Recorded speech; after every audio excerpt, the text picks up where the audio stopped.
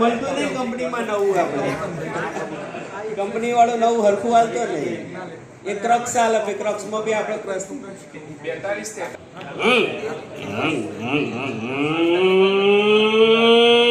Highway પકડે હો ભાઈ.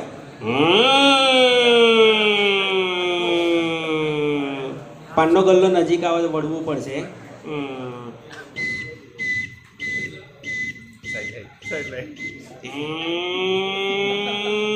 વચ્ચે કૂતરું આવી ગયું.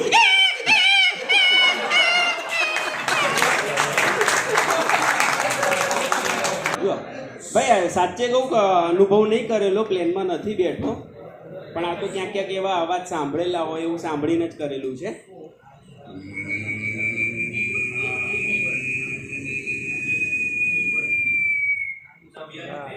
ગાડી આ બધા દર્શન બધા બહુ નાનપણમાં કરેલા છે, બધા છપાઈ ગયા છે. જોજો હવે કોલસા ભરાય છે અંદર, એટલે ઉપરનું જે પાણી છે વરાળ બને અને પિસ્ટનમાં પ્રેસ થાય અને પિસ્ટન પેલા વ્હીલ જોડે જોઈન્ટ હોય અને વ્હીલને ધક્કો મારે ને આખું લઈ જાય છે પાણીના ફોર્સથી ખાલી. બરાબર? એટલે સ્ટેન્ડ આવે ને, રેલવે સ્ટેશન આવે તો એ વખતે શું કરે કે પેલું સ્ટીમનું ઘણું બધું પાણી બની ગયેલું હોય છે, એટલે એ છોડવું પડે. એટલે પેલું એક નોઝલ આવે, નોઝલ ખેંચે એટલે નોઝલથી બધી સ્ટીમ બહાર આવે.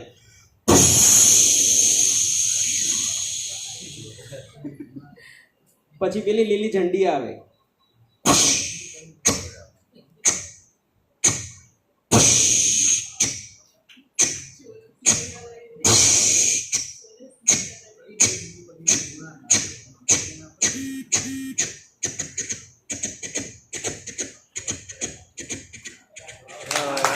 સરસ મજાની. हरिओम. देखिए यहाँ बहुत सारे भक्तजन पधारे हैं, तो आज हम आध्यात्मिक बात के बजाय गणित की बात करेंगे. ये गणित सब मैंने बहुत अथाक प्रयत्न से तैयार किया है, तो आप सबको ये गणित मेरी ओर से मुफ्त में समर्पित करता हूँ. कृपया यहाँ पर QR कोड दिया है, वहाँ आप जो चाहे वो दान कर सकते हो.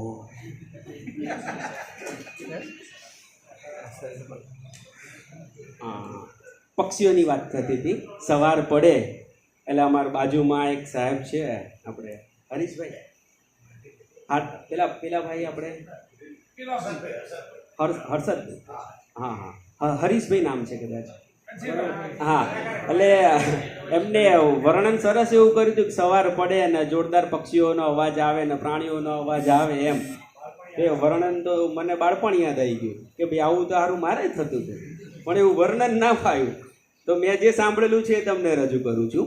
સવાર પડે છે,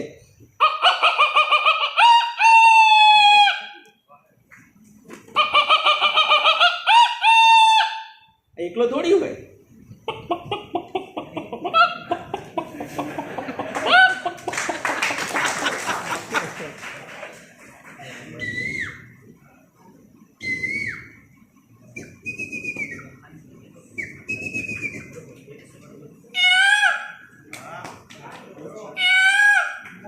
આપણે ટેવું બોલે, ટેવું બોલતો જ નહીં યાર.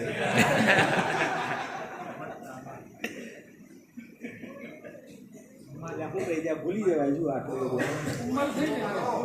છોડવું પડે, સારું પડી જાય.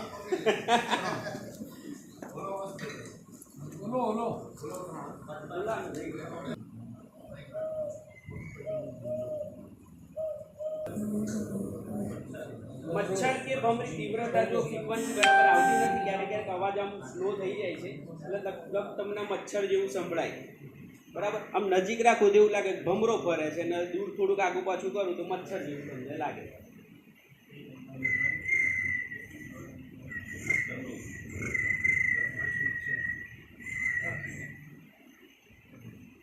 બસ હવે કુરકુરિયા વાળું કરી દો, થઈ જાય.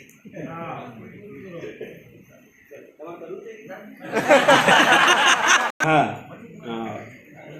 આપણે એક શિક્ષકે વાત કરી હતી હમણાં કાલે ડાયરામાં કે એકવાર આવું થયું કે ભાઈ અમે મસ્ત એક માહોલ બન્યો હતો અને સરસ મજાનું પિક્ચર આવ્યું હતું કે પિક્ચર જોવા જવું છે, એટલે કે આપણે શનિવાર આવ્યો છે તો આપણે પિક્ચર જોવા જતા રહીએ.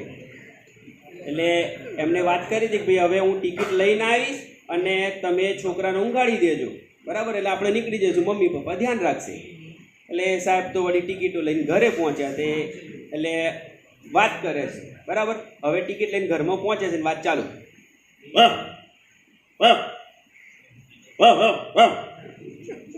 છોકરો ઊંઘવાની તૈયારીમાં છે, બરાબર, પણ ઊંઘ્યો નથી. એટલે એની ઘરવાળી અત્યારે એમ કહે છે કે પછી જઈશું એમ.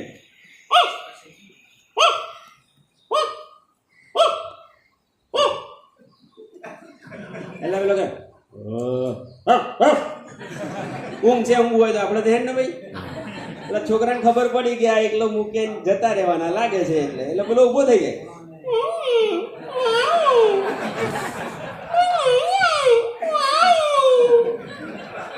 એટલે પેલો ક્યારે 400 રૂપિયા બગાડશે ખોટા, એટલે ગુસ્સે છે.